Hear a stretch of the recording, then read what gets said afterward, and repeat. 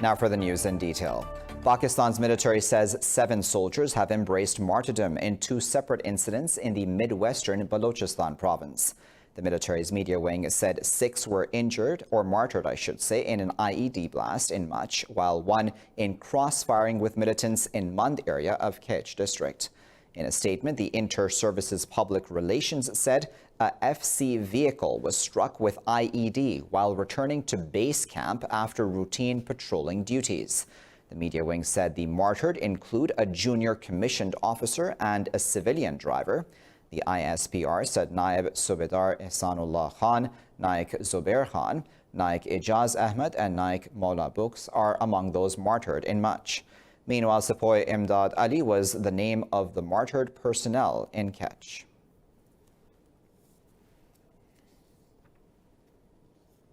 Pakistan's army says unprovoked firing by Indian forces has seriously wounded a civilian in the Hoirata sector along the line of control. In a tweet, the military's media wing said Indian forces deliberately targeted the civilian population with automatic weapons.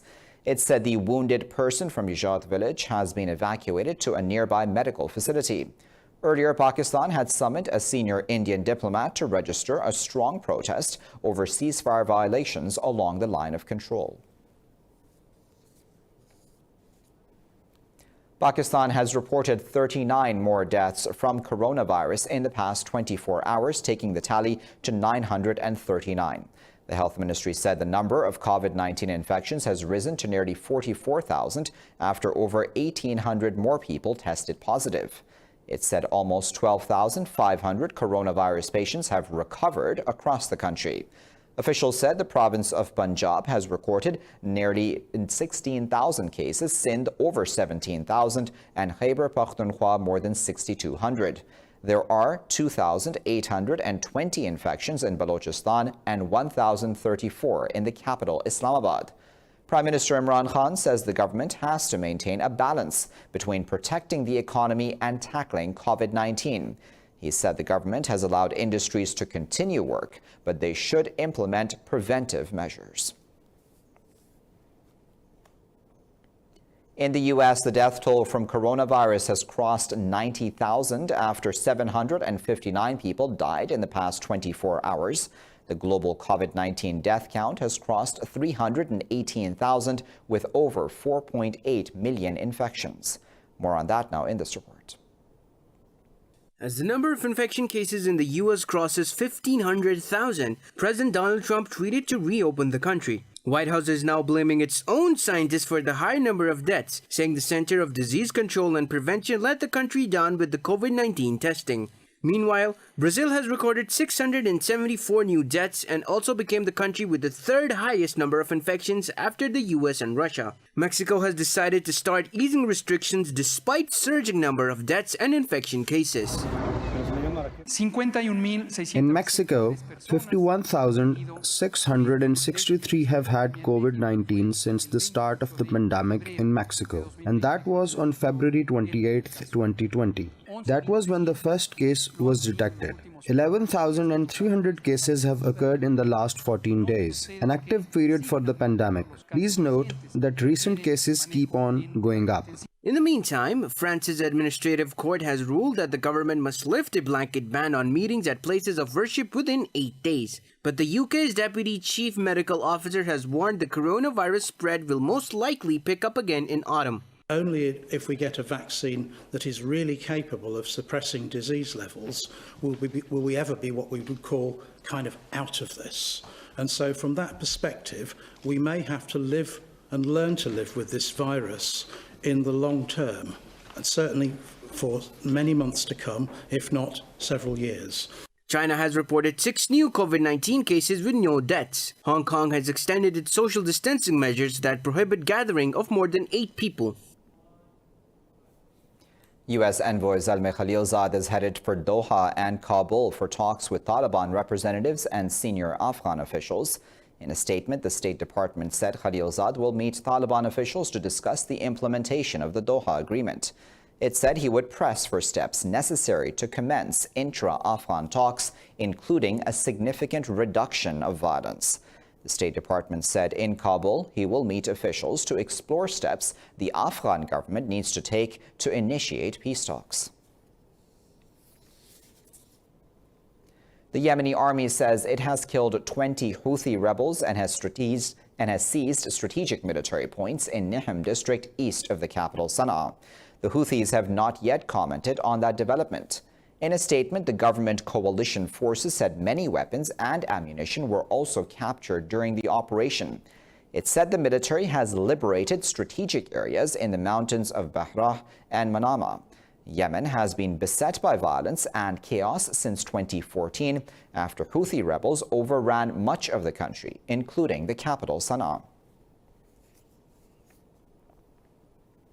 A rocket attack has targeted the Iraqi capital Baghdad's heavily fortified diplomatic green zone. In a statement, the Iraqi military said the attack caused no casualties. The military said the rocket struck an empty house and was launched from an eastern district of Baghdad. Witnesses, however, say the rocket hit near the U.S. embassy. No one has claimed responsibility for the attack yet. A series of such raids targeted the U.S. embassy following Iran's top general Qasem Soleimani's assassination by the Pentagon. Libya's UN-backed Prime Minister Fayez al-Sarraj and Turkey's President Tayyip Erdogan have discussed the current situation in the war-torn country. In a statement, al-Sarraj's office said the two leaders also discussed implications of the offensive being waged on the capital, Tripoli. It said a number of issues on bilateral cooperation were also discussed. The Prime Minister's office said the meeting was held under a memorandum of understanding signed between Libya and Turkey last November. Erdogan invited al-Sarraj to visit Turkey for this bilateral meeting.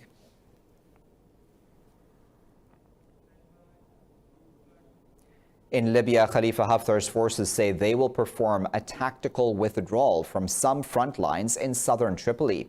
The statement comes a day after rebel forces lost the strategic Al-Watiya airbase to government forces.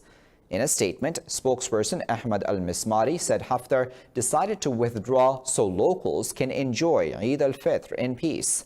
The government victory follows a months-long counter-offensive, which has pushed Haftar troops out of much of Libya's western coast. Haftar launched an offensive in April 2019 to seize control of Tripoli, resulting in a stalemate conflict in which over 1,000 people were killed.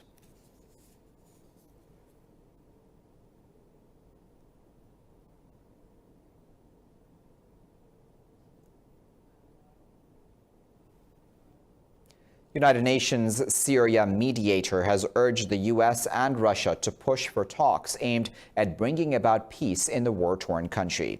During a UN Security Council meeting, Geir Peterson asked both countries to make the most of the relative calm prevailing in Syria. He said since the start of the war, too many fleeting opportunities to turn dynamics towards a political path were lost.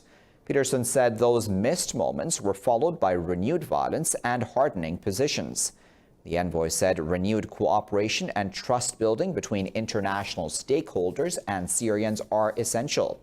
Peterson is the fourth UN envoy to try and mediate peace in Syria. A U.S. biotechnology company, Moderna, is the first to report a vaccine that can train people's immune systems to fight coronavirus. Moderna says neutralizing antibodies were found in the first 8 people who took part in their safety trial. The company said the immune response was similar to people infected with the actual virus. It said larger trials to see whether the vaccination actually protects against infections are expected to start in July. The vaccine is a small snippet of the coronavirus genetic code, which is injected into the patient. Moderna says it is not capable of causing an infection or replicating symptoms of COVID-19, but is enough to provoke a response from the immune system.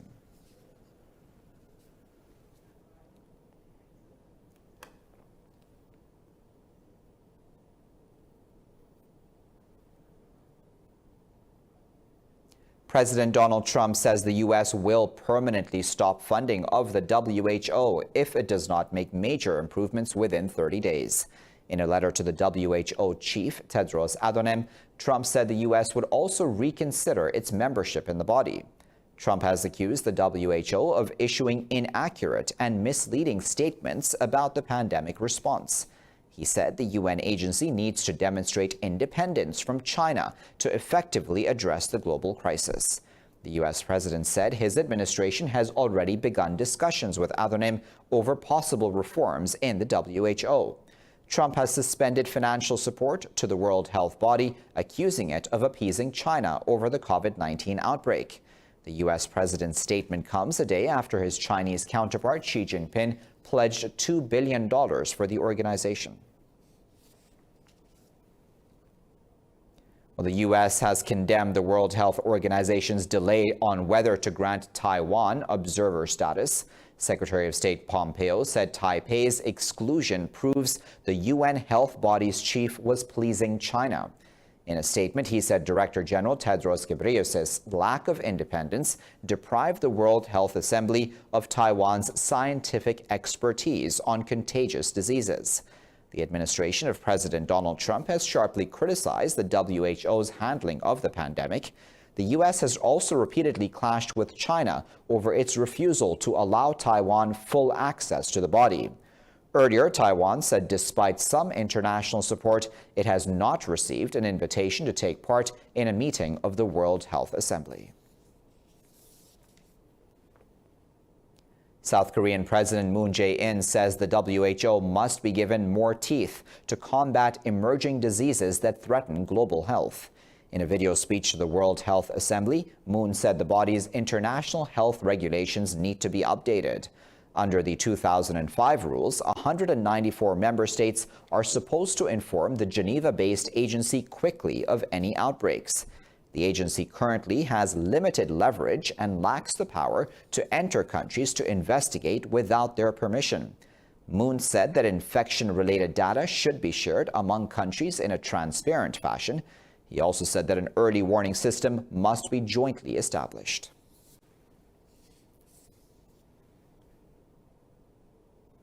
A novel infectious disease could emerge at any time, and we must be able to respond more quickly and effectively. Infection-related data should be shared among countries in a more transparent manner, and an early warning system and cooperation mechanism must be jointly established.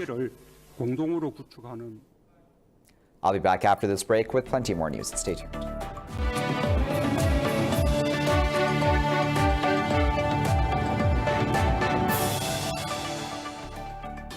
Welcome back. Venezuela has released video testimonies from American citizens who were involved in the alleged military incursion into the country. In a video, U.S. citizen Luke Denman says one of their mission's objectives was to abduct Venezuela's President Nicolas Maduro. Denman said they were tasked with securing an airfield to put Maduro on a plane to the U.S. He said they had evaluated it to be a pretty high-risk mission as they were effectively invading Venezuela. The Venezuelan Information Minister, Jorge Rodriguez, said his country has infiltrated Colombia's armed forces and intelligence services for information. This information on alleged armed incursion is the result of the infiltration that we have within Colombian intelligence, within the intelligence of the Colombian armed forces. Well, Venezuela has accused Colombia and the U.S. of planning and aiding the unsuccessful mission that both countries have denied. Well, in Argentina, paleontologists have found a 70-million-year-old remain of a megaraptor, making it one of the last carnivorous dinosaurs to inhabit the Earth. More now about this creature in this report. Scientists from Argentine Museum of Natural Sciences have discovered the fossils in the southern province of Santa Cruz. After studying the fossils, measuring 10 meters, experts realized they were looking at the remains of a predatory dinosaur from the end of the age of dinosaurs. We were lucky enough to discover 65 to 70 million year old rocks, very diverse fossil remains, of which one, the most relevant one, is a new predatory dinosaur from the group of megaraptors. The new dinosaur is represented by a part of the skeleton of an example that was approximately 10 meters, about 32 feet wide. The defining characteristic of the megaraptors were their long arms and their thumb ended in a claw. What stands out with the megaraptors was that they had very long arms, and when they were alive, the muscles were also very robust. And the most prominent thing was that their thumb ended in a claw measuring approximately 40 centimeters in length. Those were his main weapons, centered around his mouth and fundamentally in his hands, which allowed the megaraptor and his relatives to catch their prey. Experts believe, unlike Tyrannosaurus rex, the megaraptors were slimmer and built for speed, with long tails that allowed them to keep their balance. They also had muscular but elongated legs to take long steps. Well, in Brazil, people have found rescue in animals to deal with anxiety and emotional wreckage caused by the COVID-19 pandemic. Officials say an initiative, Pet Delivery, has already lured over 1,000 people interested in adopting an abandoned animal. This report has the details. As the pandemic takes its toll on people's lives, imposing social distancing measures that keep families and friends apart, emotional distress has become a common side effect. To deal with that, in Brazil's COVID-19 hotspot Rio de Janeiro, the mayor's office has come up with a pet delivery campaign that has found homes to 53 animals since April 4. This is how Fatma adopted her dog to help her deal with the growing anxiety. This moment we are going through is very difficult. It's difficult for everyone. I'm sure she will give me a lot of love, and I love her too because it's a pure love. It's a love that does not cost anything. After the first contact, a questionnaire is applied to identify which animal is most suitable for each person. All adopted pets are sprayed, vaccinated, and given an identification chip before the delivery. The animals for adoptions have all been mistreated for a long time and abandoned. When the animals are received by the shelter, they are examined. If the animal has not been castrated, then we prepare to do that. The animal is then vaccinated, dewormed, and we put a microchip for identification and to state whether the animal will be able to put up for adoption. Rio de Janeiro's animal shelter currently has around 900 abandoned animals for adoption.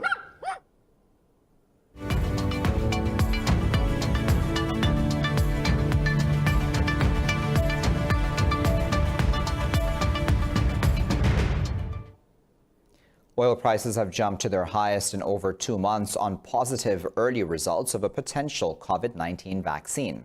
They also picked up on optimism about a resumption in economic activity and signs that producers were following through on planned output reductions. Brent crude oil settled at over $35 a barrel after gaining nearly 8.5%.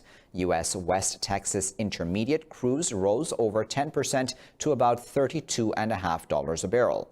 Those were the highest settles for Brent and WTI since March 11th, just a few days after prices started to collapse. They fell due to the failure of a production cut agreement between OPEC and Russia. Huawei says new U.S. export rules to limit its access to key technology threatens the global telecom industry. In a statement, Huawei rotating chairman Guo Peng says the U.S.'s move to curb its access to global chip supplies will inevitably hurt its business. Huawei said the new restrictions to limit its access to key technology are arbitrary and pernicious. But Guo said Huawei was committed to complying with rules and had significantly increased R&D and inventory to meet the U.S. pressure. He said the U.S. campaign against Huawei will ultimately damage the country's credibility with international companies.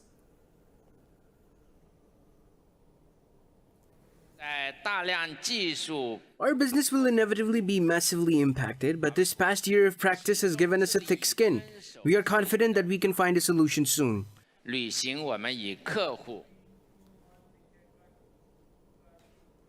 Well, Washington had already put Huawei on a blacklist last year, calling the company a national security threat. China says it will have punitive duties of more than 80% on Australian barley imports from today. The new tariffs are expected to halt a billion-trawler trade deal between the two countries. China's Ministry of Commerce said it had confirmed dumping by Australia has cast significant damage on its domestic industry.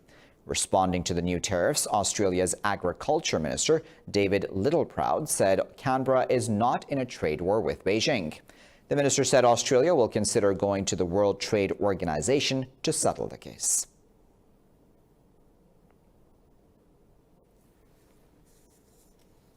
China's decision this morning, in fact we got late last night, to impose a tariff on our barley producers. To say that I'm disappointed is an understatement. This is something that we will strongly reject, the premise that the Australian barley farmer is subsidised in any way, shape or form. We will continue to prosecute that case. Asian stock markets have gained steam as hopes rise on a potential COVID-19 vaccine after a positive development in a trial by U.S. biotech giant Moderna. Seoul's Kospi is trading over 2% higher. Japan's Nikkei 225 has gained nearly 2%. Hong Kong's Hang Seng is trading over 1.5% higher. The Shanghai Composite has gained over 0.5%.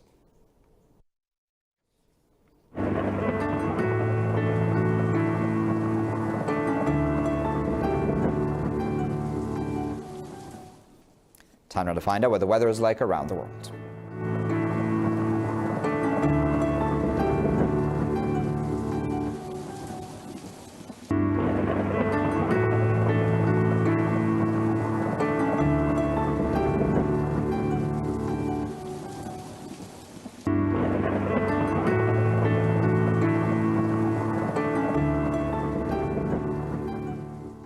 For the latest updates on these and other stories, you can always follow us on our social media at Indus.News. Thanks for watching.